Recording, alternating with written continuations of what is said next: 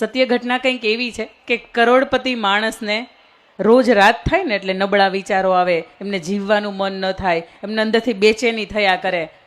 ભગવાનની દયાથી કરોડપતિ હતો, ભગવાનની દયાથી સંતાનોનું સુખ હતું, દીકરાઓ બહુ સારા હતા, પત્ની એમના કયાગ્રા હતા, બધી જ રીતની સાહેબી, પણ છતાંય અંદરથી સાંજ પડે એટલે થાકે, હારે અને ન કરવાના હોય ને આવા વિચારો કરે. એટલે એમને એક મિત્ર હતો, જ્યોતિષ મિત્ર હતો. એટલે એમને પૂછ્યું એણે કે તું આખા ગામની કુંડળીઓ જોવે છે, તું એમ કર ને મારી કુંડળી જો ને.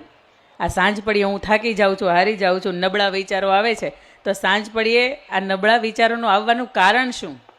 મને એ કોઈ ગ્રહ તો નથી નડતો ને?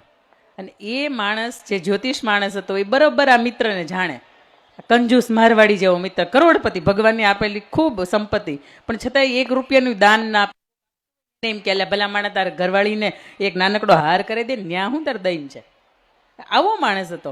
એટલે પેલો વ્યક્તિ એને બરાબર જાણે. એટલે એ વ્યક્તિ એવું કીધું કે મારે તમને કુંડળી જોઉં ને એ પહેલાં મારે તમને 3 સવાલ કરવા છે, કરું? એટલે પેલો મિત્ર એવું કહે છે કે હા કરો.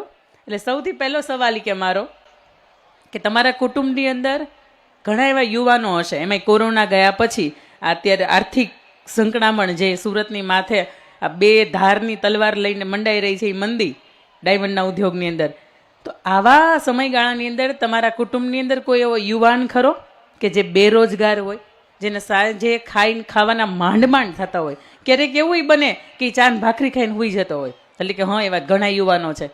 એના માટે કીધે કે તમને રોજગારી આપવાનું મન થાય તો કે એને કર્મનું ભોગવે છે. એને કોણ કે ડાયમંડના ધંધાની અંદર રહે, બીજું બદલી નાખ, તાર ધંધો બદલી નાખ.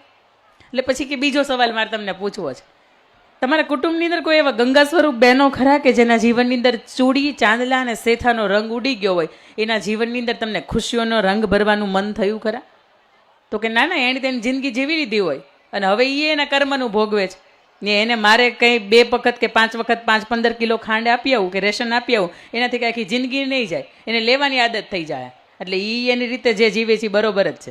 એટલે કે મારો ત્રીજો સવાલ છે, તમારા પરિવારની અંદર, તમારા ગામની અંદર કોઈ એવા બાળકો ખરા કે જેને ભણવું છે પણ છતાં એના પરિવારની આર્થિક પરિસ્થિતિ બરાબર નથી કે જેના કારણે એ ભણી નથી શકતા? એની અંદર ખૂબ ગજબનું ટેલેન્ટ છે પણ પરિસ્થિતિ નથી એટલા માટે ભણી નથી શકતા. તો કે હા, એવા ઘણાય બાળકો છે. તો કે એના માટે તમને કંઈ ભણાવવાનું મન થયું ખરે?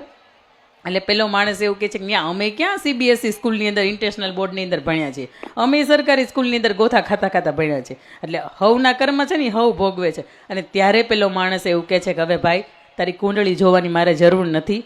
તારા કુટુંબની અંદર તને બેરોજગાર યુવાનો છે, એની બેરોજગારી નડતી ન હોય, તને ગરીબ જે ઘરના મા બાપો છે એના શિક્ષણની વાત તને નડતી ન હોય, અને તારા કુટુંબની અંદર જે ગંગા સ્વરૂપ બહેનો છે એના જીવનની અંદર ખુશીઓના રંગ ભરવા આ વાત તને નડતી ન હોય ને, તો નવગ્રહો નવરા છે તને નડવા માટે આવે.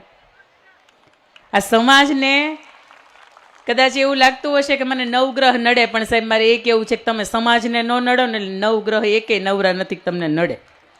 સમાજ માટે જે માણસ ઉપયોગી થતો હોય, તન મન અને ધનથી જે માણસ ઘસાતો હોય, એને દુનિયાની કોઈ પણ તાકાત ન નડે. અને એને કુદરતની અદૃશ્ય શક્તિ છે ને એ હંમેશા એની સાથે રહેતી હોય.